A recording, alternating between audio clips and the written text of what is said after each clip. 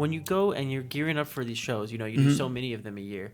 What do you decide as far as what to bring with you? As far as like prints, like how many do you know? Do you know how to bring? Right. You know, 20. How do you know to not produce too many? How do you know not to produce too few? So you know you're not losing out on these people who are like, Right. hey, you know, I like this obscure character from this manga. Right. Like how do you know? Well, in the past, I laughed because I just got a handle on that after 9 years of doing this. I'm in my 10th year now, so I started keeping metrics of everything I sell, and then I got those metrics broken down to demographics, so I know what the stronger demographics are and the weaker ones are, and depending on how you read the data, you can read it like, okay, I need to bring less of this and more of this.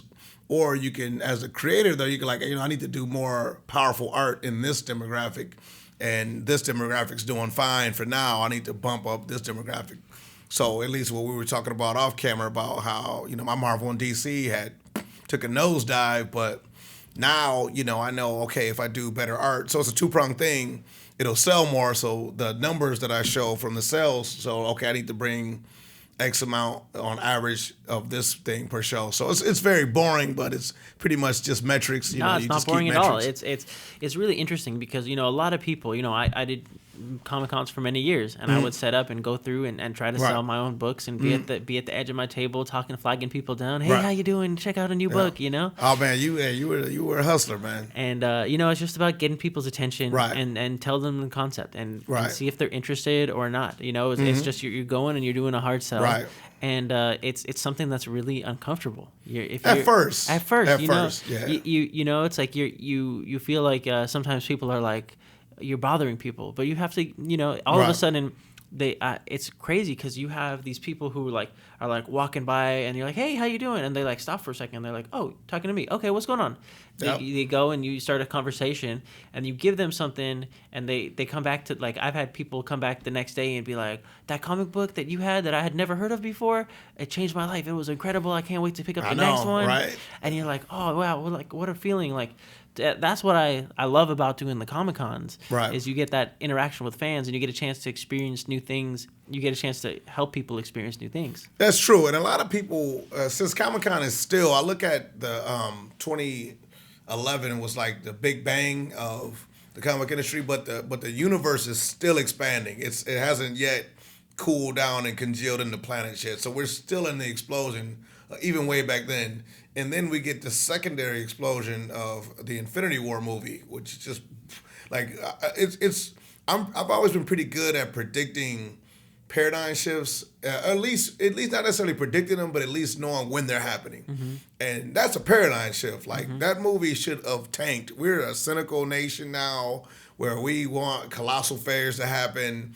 And Marvel, you know, you think I work for them as much as I praise them, but just from a business practice, they built to something that took 10 years, a domino situation that took 10 years to set up, and then they knock it all down, and it just lays out perfectly. Yep. Like, because you got to think, right before that, Black Panther came out and made $1 billion.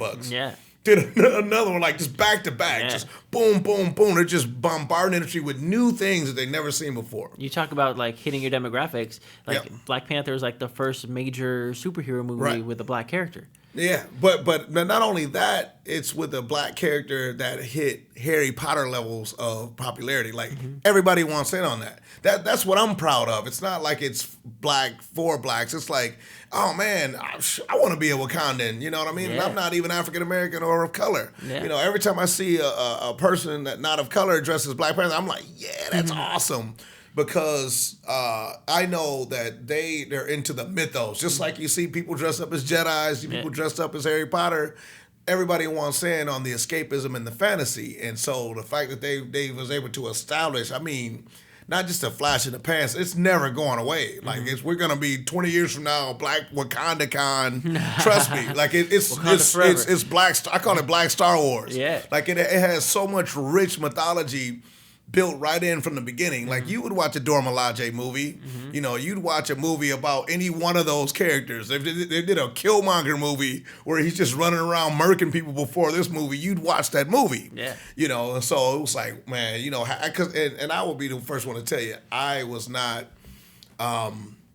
super confident that the movie was going to do what it did. I thought it'd be competent, But I didn't know it would just like, oh wow, shattered records and it shattered everything. I mean, when I saw it, I realized, okay, like, oh yeah, this is gonna be huge, because this is like watching a sci-fi movie or something like that. I thought it was gonna be another superhero movie, but it felt actually, strangely enough. And I like Last Jedi, but it felt more like Star Wars than Star Wars did that year. You know what I mean? Like, this feels more like Star Wars. Yeah, where the guy wants his, claim, like Hamlet. It felt more like Shakespeare, I guess, than Star Wars did. And that's a testament to the character and, right. and the team behind it, because they did a great job. And yeah, it's definitely all about the team. And I think good companies pick good teams. And I think a lot of filmmakers and creators are starting to realize that we just can't put it all like, oh, this director or this guy. Like, no, you need to get this choreographer, this cinematographer, and this, and put them all together, make a Justice League, pun intended, of creatives that make a project that's greater than the sum of its parts. Yeah, absolutely.